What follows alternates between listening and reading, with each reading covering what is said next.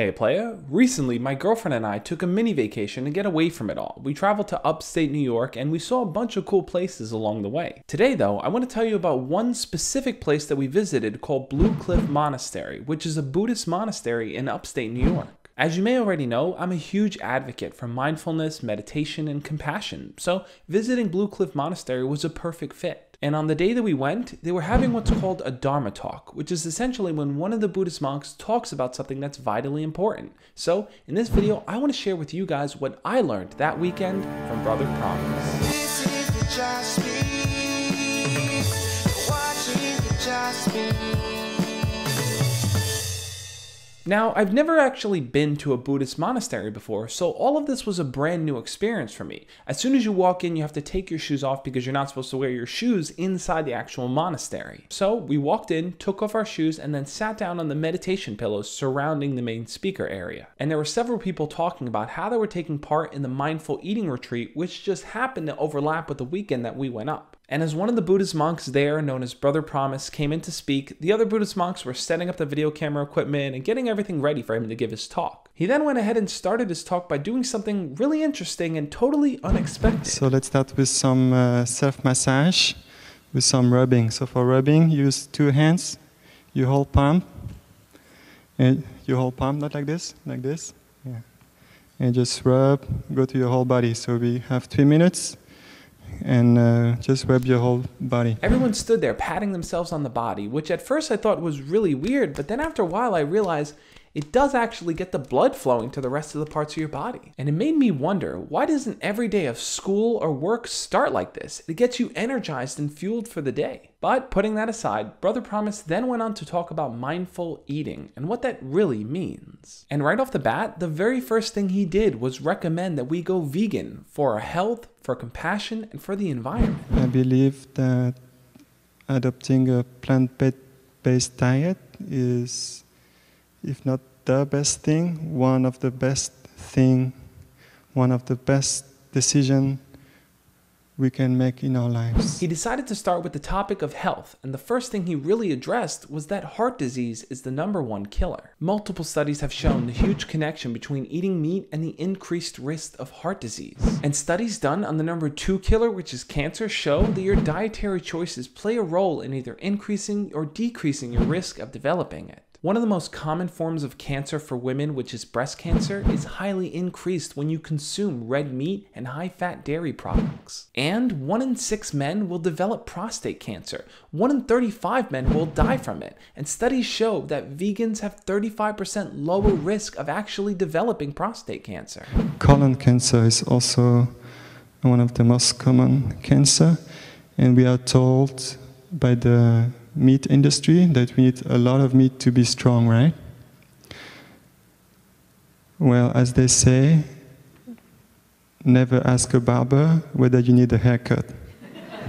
I know it's a bit of a challenging thing to say, especially if you love burgers and steaks, but even the Harvard School of Public Health recommends that the amount of red meat consumption that we take in to remain healthy is 0. And another major problem that maybe someone you even know faces is dealing with obesity and type 2 diabetes. And plenty of studies have shown that by switching to a vegetarian or vegan diet, you can definitely help with weight loss and even work towards reversing your type 2 diabetes. Along with the multitude of studies that show that vegans have a lower risk of developing all of these chronic diseases, studies also show that vegans live on average 7.5 years longer than their meat eater counterparts. And on that whole topic of health, I think Brother Promise made a very, very important point.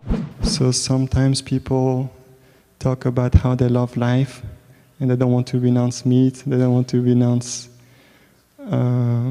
alcohol, they don't want to renounce cigarette.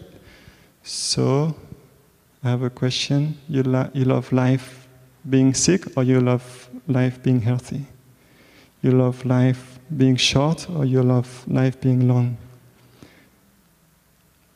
Because if you love life being healthy and longer, then we might have to look into our habits, how we live our lives, how we consume. Now, I know that even with all of those health studies, you still might not be convinced. I mean, where do vegans get their protein? How are they going to get big and strong? And I'm sure that was the question of some of the people in that room with me, but you don't really have to look too far. There are Olympic swimmers, Olympic runners, triathlon competitors, wrestlers, UFC fighters, weightlifters, tennis players, boxers. Everyone all across the spectrum in the athlete world, there's vegans there. And as I sat there listening to the talk and thinking about these things for myself, I began to wonder, what are some of the values behind the Josh Speaks? If we're aiming to be our best self, shouldn't we also aim to be healthy and happy? Whenever you sit down to have your next meal, really take some time and look at your food to think about what was the process behind making this. I think for the most part, all of us can agree that it's wrong to just harm animals. I mean, if I walked up to a dog and just punched it in the face, or walked up to a cat and slit its throat, you would say that's not cool. And I think in order to live a meaningful life, we should aim to be compassionate, not indifferent towards the suffering of others. And yet every single year, 60 billion land animals and over 500,000 sea animals are killed in the process for human consumption. In fact, in the last hour, 500,000 animals were killed in the US alone. That's cows, chickens, pigs, and more. What I found is quite disturbing, at least to me. It is that these animals, they reach an average 6% of their natural life expectancy. 6%. So if we were to bring this to our level as human beings, our life expectancy is 79, about 79 years. So 6% of 79 years will be 4.74. So that would mean like to die at 5 years old, basically. Some people try to justify it by saying things like, well, we need meat to survive, or, well, the animals are stupid, or they're not that smart, or they don't know they're being killed. And that's just simply not true. Animals are sentient beings, which means that they can feel, they can experience, and they can perceive their own sense of subjectivity. They know when something's happening to them, like them being hurt or killed. And some people try to ignore and reduce the fact that animals are sentient by saying things like, well, plants are alive and they have feelings too. So if you're killing a plant, it's just like killing an animal, but there's a major difference. Plants aren't sentient beings. They don't have the neurological structure to experience a subjective world around them like animals do. And then in other cases, we either try to tell ourselves stories about the animals to help justify what we're doing, or we just simply don't know how processes work, which was the case with me. When I was younger, I was told that cows are always producing milk, and you have to milk them or else their udders are going to explode. Cows only produce milk after giving birth. But sadly, the way that most of these cows actually get pregnant in the first place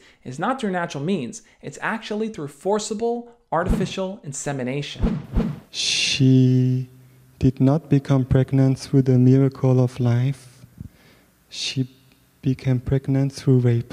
And I know it's a very strong word, but, and this is definitely not the word that the dairy industry would like me to use. They would prefer to talk about artificial insemination. Generally, 24 hours after the baby calf is born, it's taken away from its mother and it's kept off separately. And those baby calves are intentionally fed an iron-deficient diet so that their meat ends up being white, since that's what consumers prefer to eat, white veal. Pigs are also crammed into tiny little cages with each other. Imagine if you were stuck in an elevator with 10 people and you had to stay in there for an hour. That would be insufferable. Now imagine having to stay in there your entire life. And that's what pigs have to go through, which pushes them to go insane enough to bite each other's tails off. So in order to prevent that from happening, farmers just cut their tail off with no anesthesia. Pigs are also castrated without anesthesia too.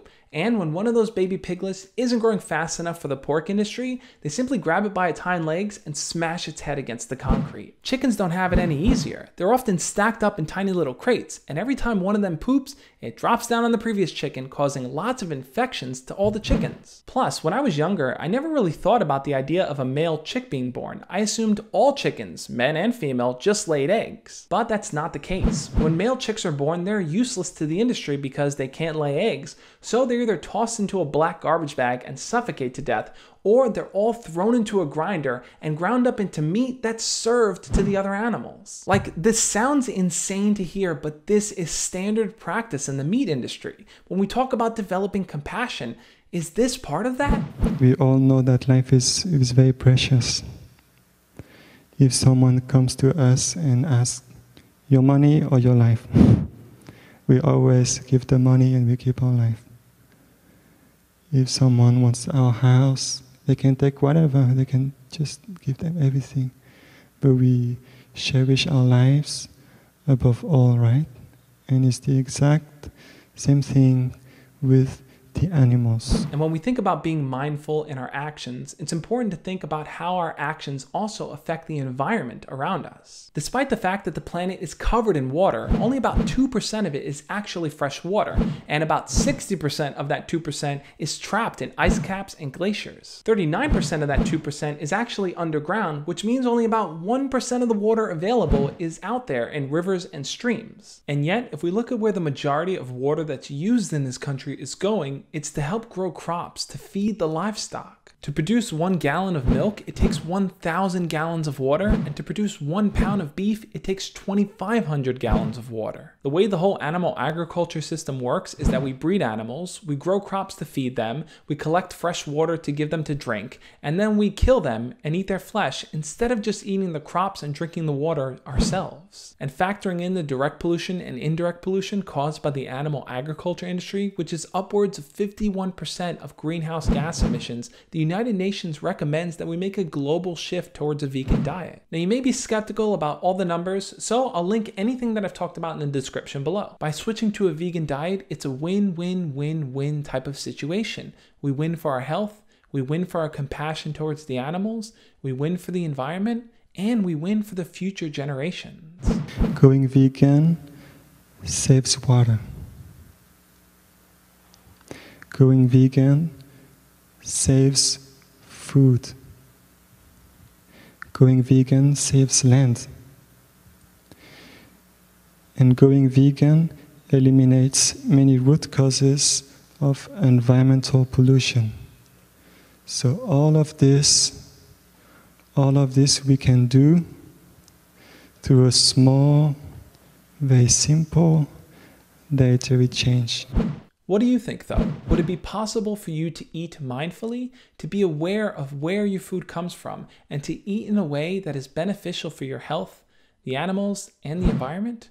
Leave your comments below and we'll talk about it. Visiting Blue Cliff Monastery was an amazing and transformative experience for me. If you're interested in seeing the full talk by Brother Promise, I'll put that link in the description below. Otherwise, you can check out the video over on the side to see why I went vegan originally. Everyone's journey towards being their best self is different, so all I ask is that you don't completely rule out the idea of eating mindfully and being vegan.